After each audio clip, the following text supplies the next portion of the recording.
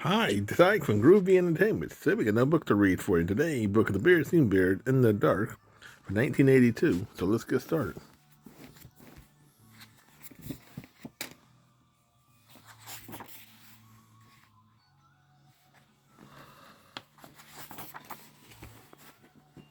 Brother Bear says sister impatiently, "Are you going to take all day to pick your book?"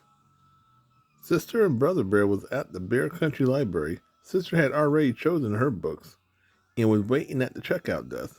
"Hold your horses," said Brother. "I'm looking for a good mystery."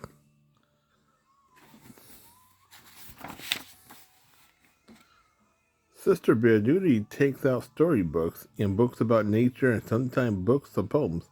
Brother likes those too, but lately he became interested in mysteries, especially spooky ones.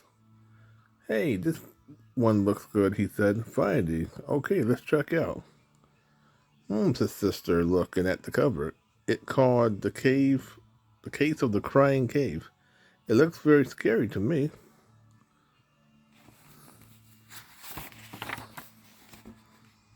"Say, this is really good," said Brother. Later that evening, when the Bear family had settled down for some reading, "Would you like me to read it to you?" he asked Sister. Sister was looking at a storybook about three kittens who was arguing about which one was the prettiest, and it was a little boring. "Or are you scared?" teased Brother. "Of course not," said Sister. She left her book on the floor and climbed into the branch to sit beside him. The mystery began quietly. It told about some Boy Scout who was on an overnight campout.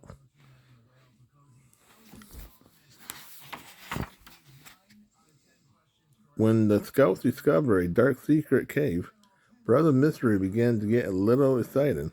And when the cave began to cry and wail, it was anything but quiet, cried the deep, dark mystery cave. "Read, Brother, with a lot of the breathing." "Stop," said Sister, putting her fingers to her ear. "That's enough," and she went back to her storybook. Scary bear," teased Brother.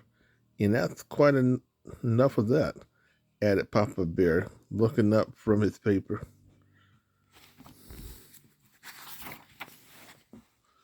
At the cubs' bedtime, Papa and Mama said good night, turned off the lights, and left the cubs in the usually sleepy darkness. Outside the treehouse, the bright, busy sound of the day had given way to the soft, smoothly sound of the night. The quiet conversation of frogs and toads, the soft cry of the owl, the sight of the night wind, and if you listen very hard, you can almost hear the softened sound of all the sounds of the lightning bugs switching their lights on and off, on and off.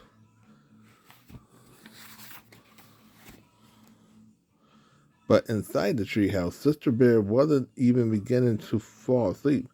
That night, the dark didn't seem the least bit quiet and sleepy. In fact, it seemed like the spooky darkness of the scary cave and the friendly old trust of the dresser and funny clothes tree that Papa had made didn't seem too friendly and funny. They seemed more like cave creatures. So my brother decided to tease her a little more by making a wailing noise, a really spooky wailing noise. It gave her quite a scare. "Mama, Papa," she cried. "Hurry, come quick."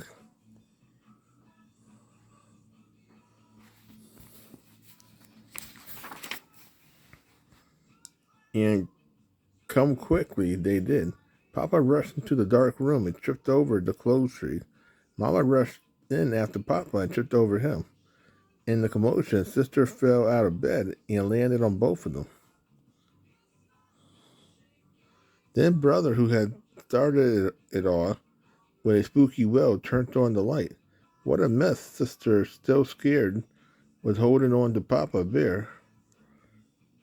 Why, holding on to Papa. Papa was holding on to Mama. Why, was holding on to Papa. Papa was holding on to the toe he had stubbed, and Mama, who was looking for a nightcap she had lost in the bruising. All three of them wasn't pretty annoying with Brother Bear.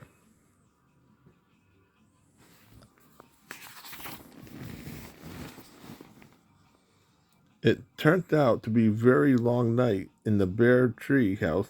Papa and Mama tried to explain that there was nothing to be afraid of in the dark, it's, except maybe running into your clothes tree and stubbing your toe, but it didn't do any good.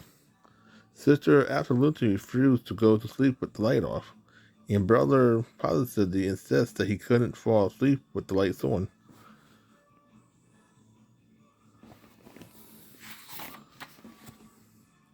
The next morning, the Bear family was very sleepy-eyed. Brother, right, sleepy-eyed boy, said Brother, yawning. I sure didn't want to go through another night like that. Neither do I, said Papa, and I think I have an idea that might help. He took Sister's hand. Come with me, he said. Where are we going? She wanted to know. Up to the attic. The attic? But it's dark in the attic, even in the daytime. I know, said Papa, but there's something I want to show you. Anyway, there's nothing so special. Wait, I want to show you. Anyway, there's nothing so special about the dark. It's just part of nature, like the light. It's your imagination that makes the dark seem spooky. Sometimes, what imagination? Asked Sister.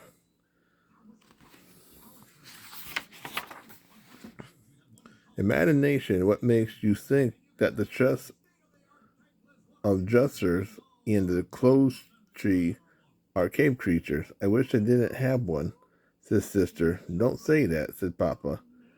A lively imagination is one of the best things a cub can have. An imagination that lets us paint pictures, make up poems, inventions. The trick is to take charge of your imagination and not let it take charge of you. When they got to the attic, Papa began to rummage through boxes looking for something.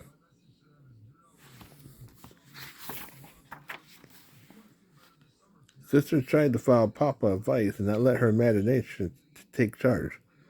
And it worked. A spooky shape turned out to be shadows of some old tools. What looked like a giant was really some piled up furniture.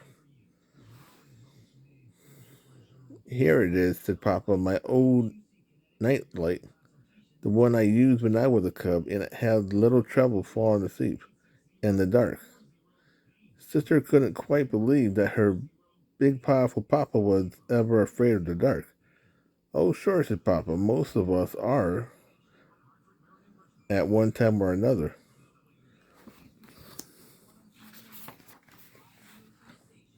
How about reading the rest of the Case of the Crying Caves, Sister asked Brother, later that day. Are you sure you want me to?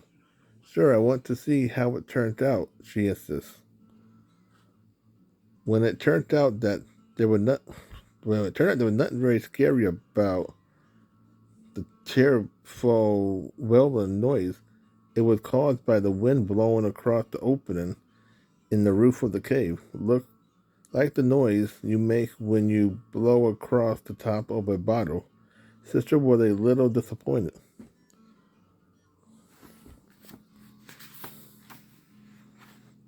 And that night, when she and Brother was all settled down in the cozy glow of Papa's old nightlight, she said, so I was pretty disappointed by the way the Case of the Crying Caves ended.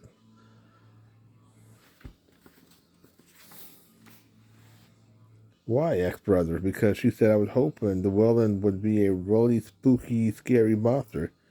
And she leaned down from her bunk over Brother and made a spooky, scary monster face at him. Cut that out, cried Brother.